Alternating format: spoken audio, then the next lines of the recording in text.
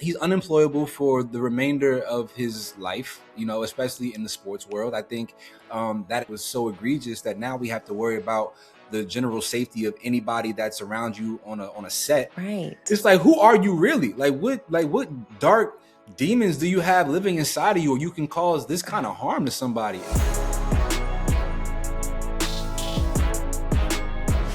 My dear sister Samaria, how you doing, man? I'm doing good. This is my favorite time of year, actually.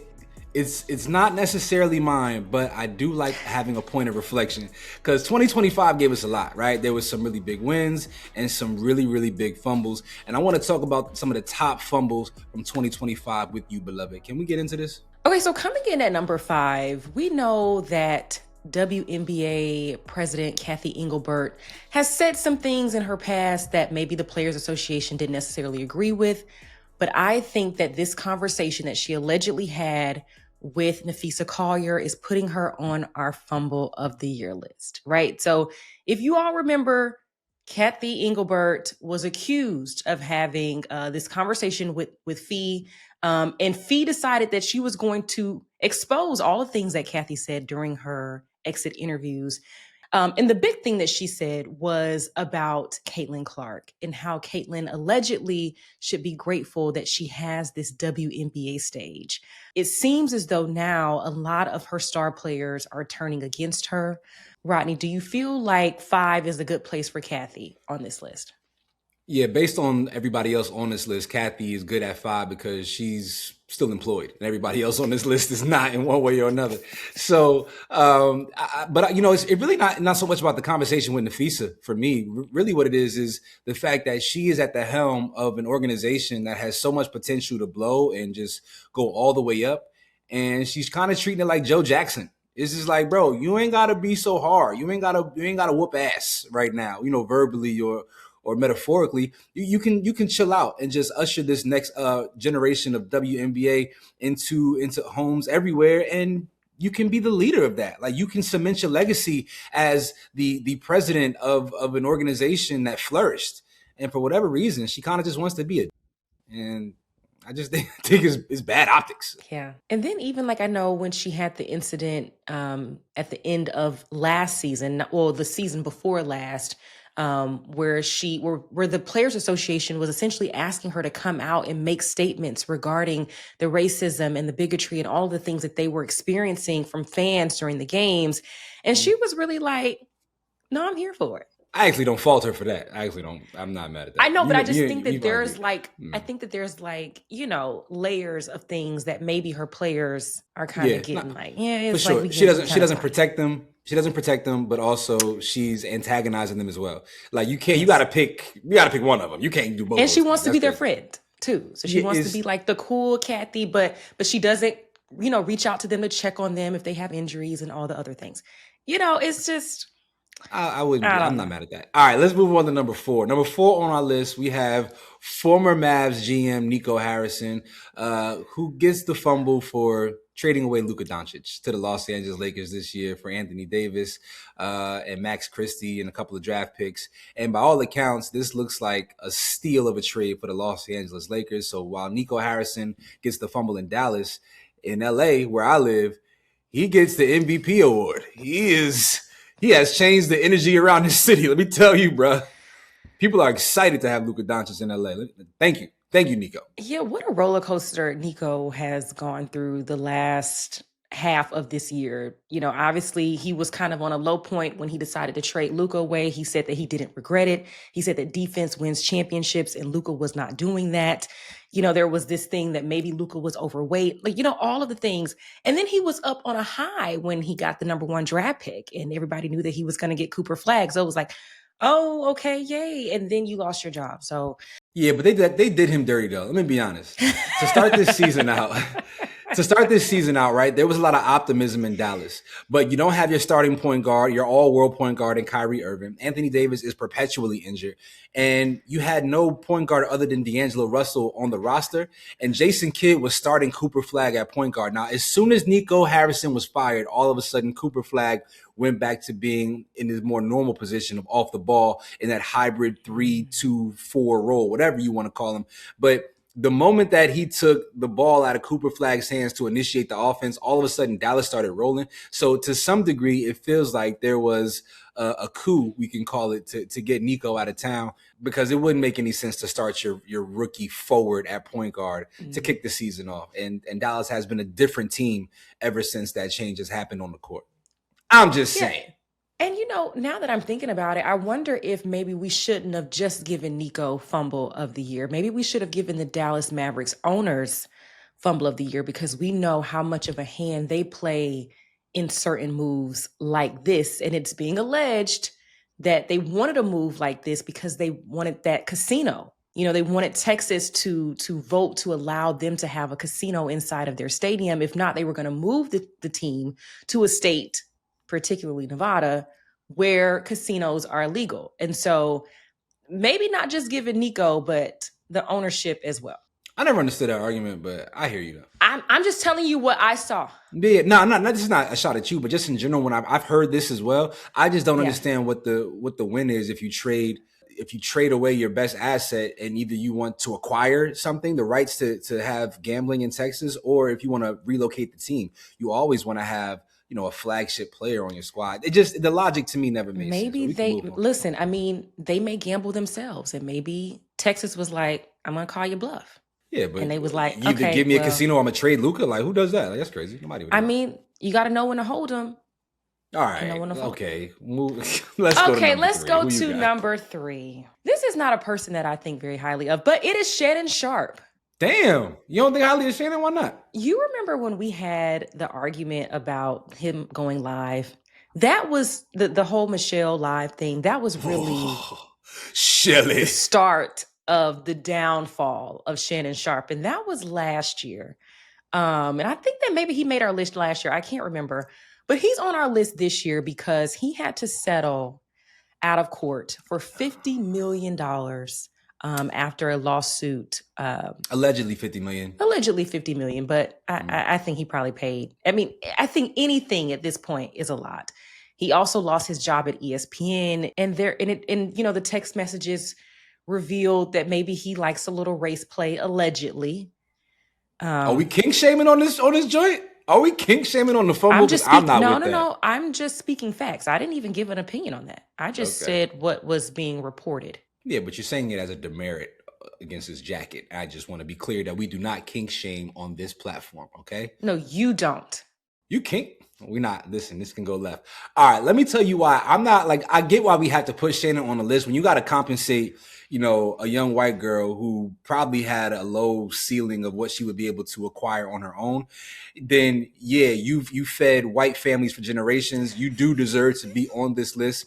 But Shannon, by all accounts, has bounced back pretty well from this whole set of events, right? Like Nightcap is still doing really well. His own platform is growing. People still continue to visit him, and he still holds space within the culture. And so he's a valid and verified voice. And when a lot of people, when they want to get certain things off of their chest, he's the person that they still go to. And so now he gets to operate outside the infrastructure of Disney and ESPN. And I think that's kind of a win for somebody who maybe wants to live life a little bit more on the edge. So, he's kind of like the athlete Joe Budden. He just gets to do whatever he wants to do, which I respect. All right, next up, number 2 on our list is Sherron Moore, former coach of the University of Michigan Wolverines. The brother was horny for the mid and lost a $5 million a year job. And that's just not smart. Like, if you're going to go, I don't think you should ever go for it. But if you're going to go for it, at least make it elite. At least have good milk. This is bad milk. And you landed yourself behind bars. How embarrassing is that? Because you decided that you not only wanted to take your own life, allegedly, but you threatened to take hers. And then I think what's even worse is the shot of him and his wife and his new baby, right? And their new baby together, leaving the law office. Girl, you got to be fumbled too. You getting a fumble too. Because you wouldn't have caught her husband? That's not letting me proud about. It's not the flex you think it is to be like, I'm not standing by my husband when he makes mistakes. Even when he jeopardizes the sanctity of our marriage. This is not a mistake. This is the mistake. It's not. Why? So wait, cheating is. So we're putting on this list for cheating. Cheating is the worst thing you can do in a marriage. Rodney, I think that there's levels, right? And this is what. Let's break this down. There's levels to cheating, because this is a woman that was in close proximity to I'm hypothetically speaking, I don't know what Sharon's wife's name is, close proximity to me and my children all year, and my husband. You're in my face. You're both in my face, smiling and laughing and all the things. And you're having a full-fledged relationship together. And you got caught because you decided that you was going to Instacart a plan B to your office. And then on top of that, you don't care about me and my children because you was going to take your life over her. And you was going to try to take her life too. So no, I don't care. Have her stand beside you because me and my children, well, you got to get out the house. We're going to stay in the house. But yeah, you wouldn't have saw me with my baby out in the cold because it's cold up here. Let me tell you, you wouldn't have caught us outside in these elements. You might have sold me. That was a compelling argument. I can't lie to you. I apologize. You were right. You were right. 1,000%. He tweaked out. Okay, before we get to number one, I do want to ask you, do you feel like the girl, the woman, the mistress / executive assistant, do you think that she should still be employed at the university? Ooh. Well, you can't fire her. That's wrongful termination. And if she's the victim in this... No. This is the thing. And you know me, like, I am all for the women victims. Like, if you're a victim and you're a woman, I'm like, you really crazy have statement. Why can't you just be a victim? I know, but I'm just telling you though, like, unfortunately, I have a bias, right? And I'm going to own it. I'm going to be accountable. Okay. Fair. Because you're not going to put me on the list. So what I'm saying is that I feel like you knew what you was doing, baby. Like, when you met him, hey, like, I'm Sharon. Here's my wife. I don't know what he was telling you. I don't know if he was coming home telling you or coming to the office and telling you that they was finna get a divorce or whatever. But baby, you knew. Yeah, you gotta shut up. If I double your salary, let me cook, bro. Like, chill out, man. Anyway, we gotta move on because I don't want the misogyny to come about my braids. Okay. Yes, before we get to number one, we do have some honorable mentions. And I'm going to kick off this list with Bill Belichick. We know that Bill Belichick was named the head coach at North Carolina. I think a lot of people had high expectations for what we were going to expect the Tar Heels to be, but they weren't that. And unfortunately, most of the offseason, we weren't talking about signees that he got or new additions to his coaching staff. We were talking about his girlfriend. We were talking about the events that he was going to, supporting her, pageants, cheerleading competitions. We were talking about her on the sidelines. We were talking about her allegedly being thrown out of the facility. That's who we were talking about. We were talking about him setting her and her family up for life with multiple multi-million-dollar investment properties. That's what we were talking about. And then the Tar Heels weren't that good either. So booty cheeks. Also on the honorable mention list are athletes gambling on themselves and their own sport. I feel bad that I got to put their names as a part of this because really I want to know about the dark world figures who really were running this racketeering. But Chauncey Billups and Terry Rozier, unfortunately, are the face of sports gambling in the NBA in 2025. And so for that reason alone, they have to be on the list, but I really want to know the figures in the underworld who were at the helm of this.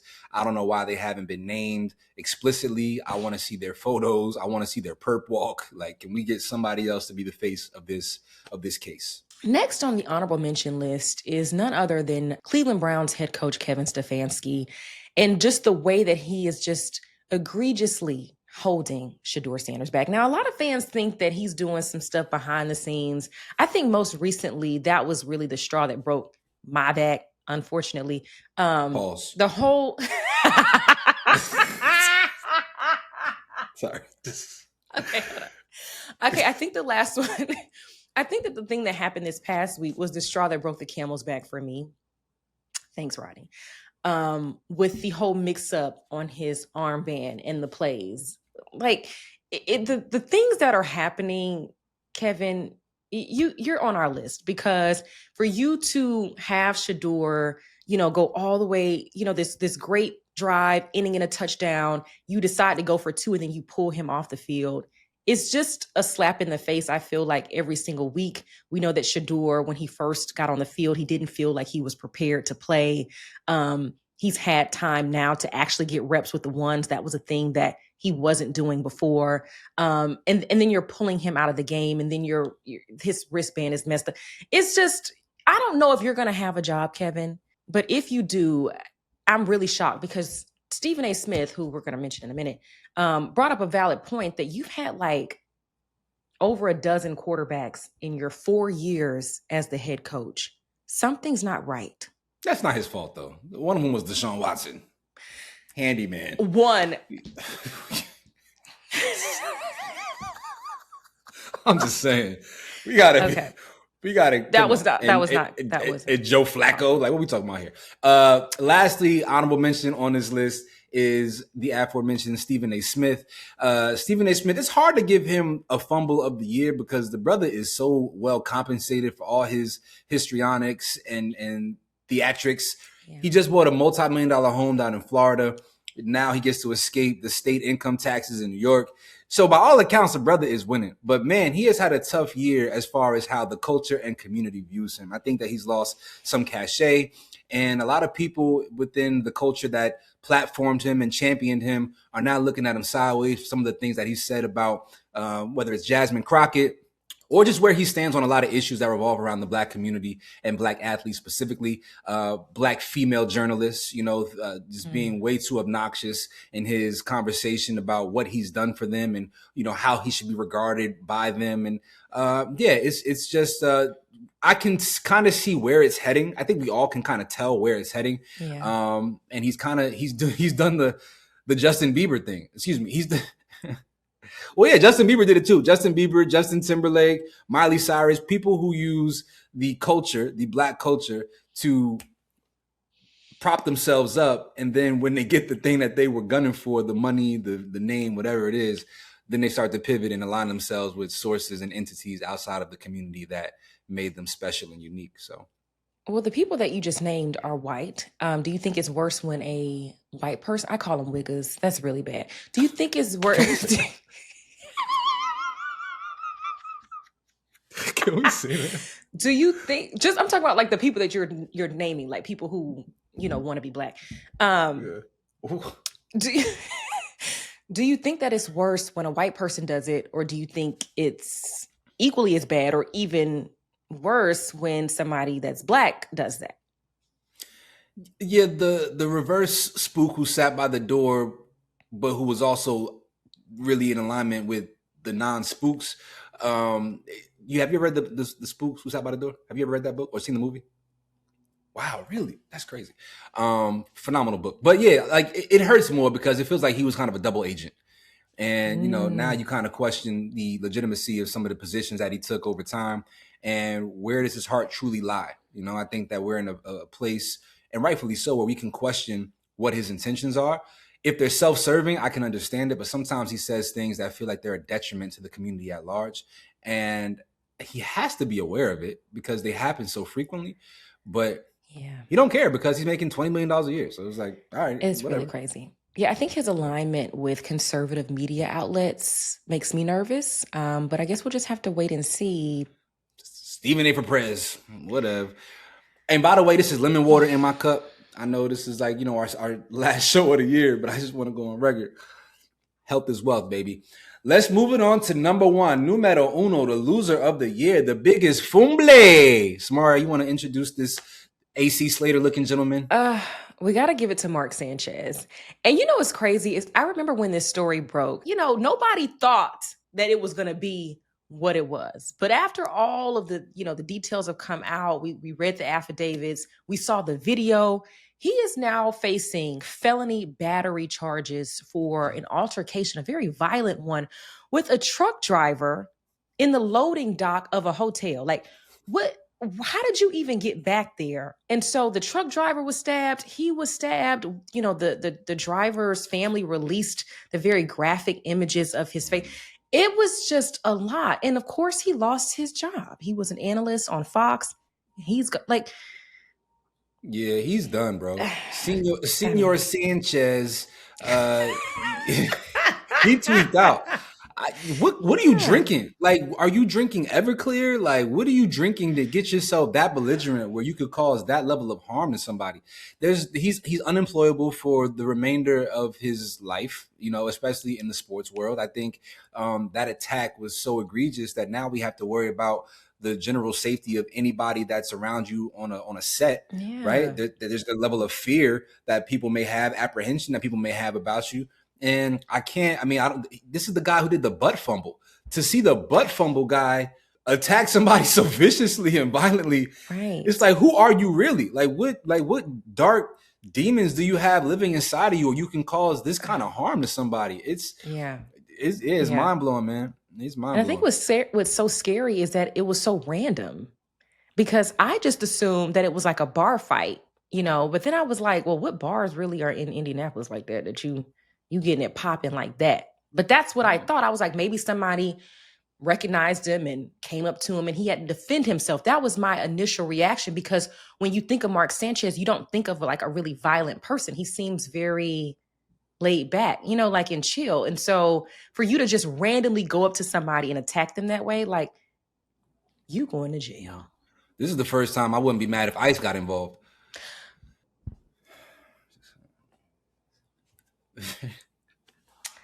I think that's going to wrap up our show today. Like I said, this is my favorite time of the year, but we want to hear from you all. What do you make of our fumbles of the year, our top fives, our honorable mentions? Was there anybody or anything that we missed? Please let us know in the comments down below. For sure. And make sure you tap into our newsletter. Link is in the bio. Do yourself one last favor before the calendar turns. Hey, man, it was a heck of a 2025. We will see y'all in the new year. Make sure you wear deodorant and make sure you wash your ass, because Kevin Durant said that he's not doing that every day, and I was disappointed by that. Happy New Year, y'all.